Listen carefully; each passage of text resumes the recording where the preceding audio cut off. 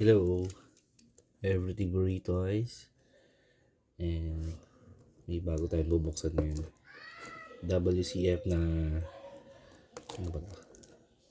Pangalan ng ship ni Roger. Ora Jackson. Yes. Buti ako na makalimutan. Number 30. TV 242. Ito yung mga kabatch niya nung nirelease. Galing pa tong Japan, no? Uy, paid. Thank you. Nabili ko sa seller sa Japan. So, yun. Unbox natin.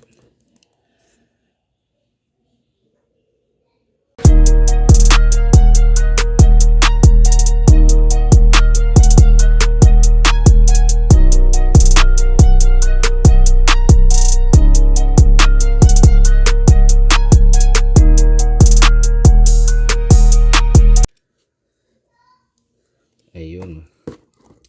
So, matagal-tagal pa hindi nakapag-video. Busy.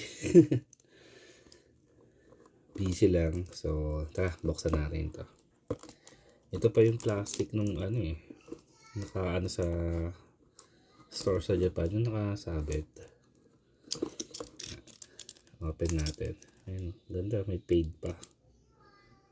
Thank you. Japan. Saan ba siya nakadikit? Sa loob o dito? Sayang.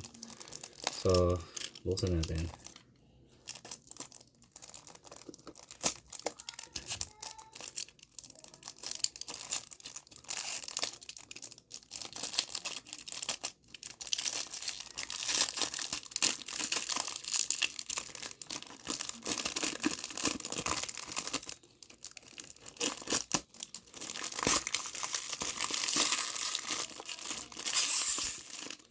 Tagal na rin sa akin. Mga 1 year na rin.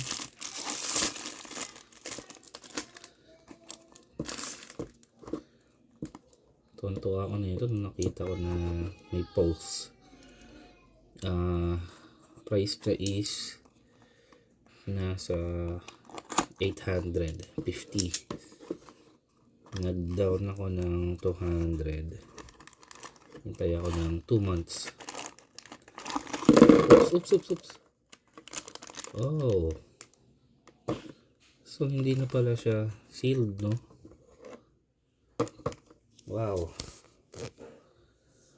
Tignan natin yung kompleto. Siguro, chinek din nung kasi naka-plastic na siya. Hindi rin siguro alam ng seller. Ba't parang basa?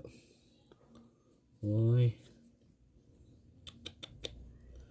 Parang may discoloration na sa base. Hala. Basa eh.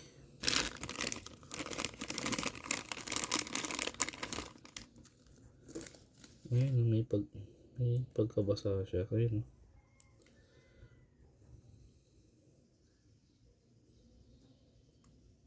May mga alikabok na rin. May markings dito.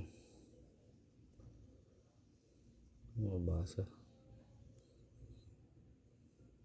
Number lang naman. Yung mark na Roger. Ng pirate na Roger. 1. Sale. Dila. Mismong base. Dito yung peg. Ito pinakamaangas dyan eh. Yung dalawang babae na nakahawak dun sa kanon. Nakadikit pala. Serena. Tapos may pakpak. Ayun oh. Aha. So BIB na pala siya. BIB. Yep. Back in the box. Kunin natin ang mahiwaga natin brush. Akala ko tuloy MIB. Buti na lang yung medyo nagkapit ako sa pera. Bala ko nang ibenta yung mga yan. Sinabi ko pa naman MISB. Talaga dapat i-check din talaga ng ano.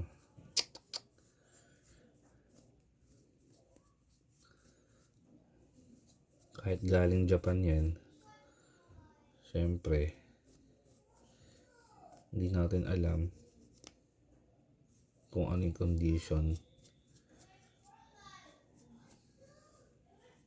Double check din talaga natin sa mga seller. Pero sa side ko mo, okay lang din naman. Kasi mahirap na rin maghanap nito eh. Wala namang issue. Pero lang dito. Kung napapansin, ayun oh, may pagka-green na sa gilid yung isang side.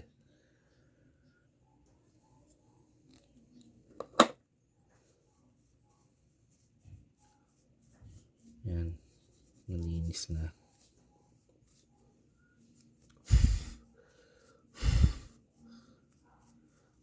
Ito gapitin nyo guys oh. Mga mumurahing pang makeup. Nabili ko to sa palengke. Yan. Malambot. Na-display na siya eh. Kaya may mga alikabok na rin. So meron siyang 4 parts. 5 parts kasama yung base. So assemble na natin.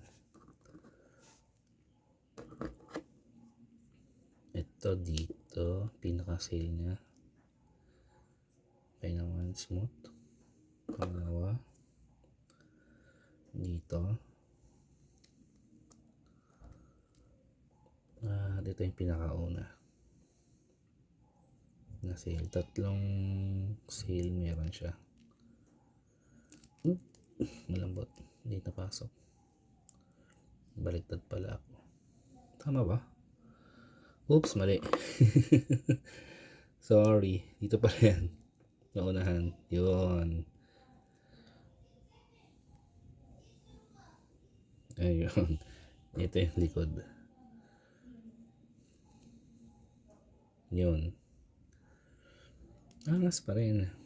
Wala namang paint chip. Alikabok ko lang sa kanya discolored nito. Jeez. Aura Jackson, mga kaibigan.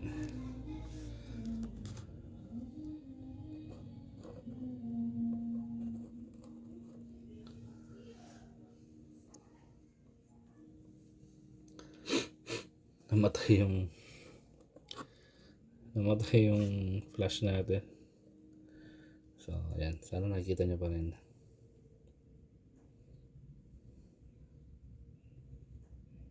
Yes.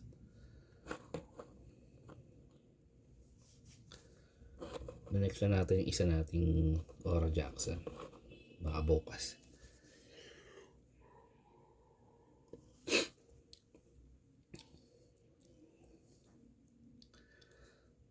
Ganda.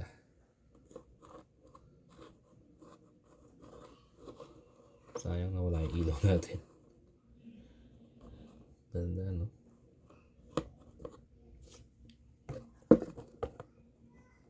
Yun.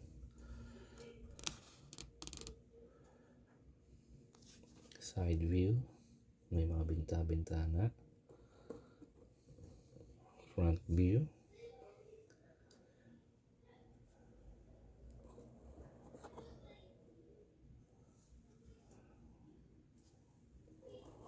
Rear view.